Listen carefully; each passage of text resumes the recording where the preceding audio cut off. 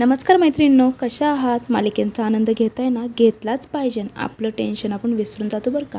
तिथं पार्थने जीवा आणि नंदिनीला एकत्र बघून त्याच्या मनामध्ये संशय आला आहे. तर काय झालं आहे नक्की? चला जाणून घेऊया. आता जीवा परत घरी आल्यामुळे घरातले सर्व टेन्शनमध्ये असतात, पण वसुधा आणि रम्या मात्र खुश आहे. तर आता मालिनी ही जीवाला समजवते, अरे तू नंदिनीला का घेऊन आला नाही? तर जीवा म्हणतो, आई मी तिला किती तिच्या पाठीमागे लागलो, मी माझा अक्षरशः जीव तिच्यापुढे ठेवला होता, तरीही ती माझ्याबरोबर आली नाही. जाऊ दे आता तो विषय. असं म्हणून आता संध्याकाळ होते तेव्हा जीवा एकटाच हॉलमध्ये रडत असतो. अचानक तेथे काव्या येते आणि काव्यामध्ये काय झालं जीवा, का रडतोय तुम्ही एवढं? तर जीवा म्हणतो, काय करणार गं, मी माझ्या पद्धतीने किती समजवण्याचा प्रयत्न केला नंदिनीला, पण नंदिनी काहीच समजून घ्यायच्या परिस्थितीत नाही आहे. माझ्याकडून एक चुकी झाली, त्या एका चुकीची ही मला एवढी शिक्षा देणार का? त्याला काव्या कसंबसं थोडं समजवते आणि काव्यात आपला हात जीवाच्या खांद्यावरती ठेवते आणि त्याला समजत असते.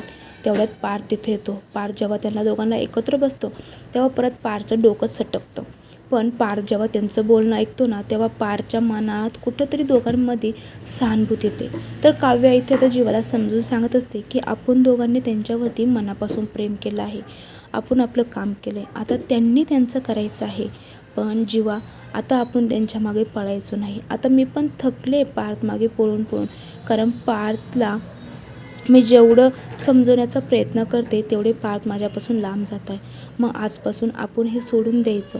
त्यांना जर आपल्याकडे यायचं असेल तर ते नक्कीच येतील. आपण मनापासून प्रेम केलं आहे आणि आपलं प्रेम खरं असेल ना, ते आपल्याकडे नक्कीच येणार.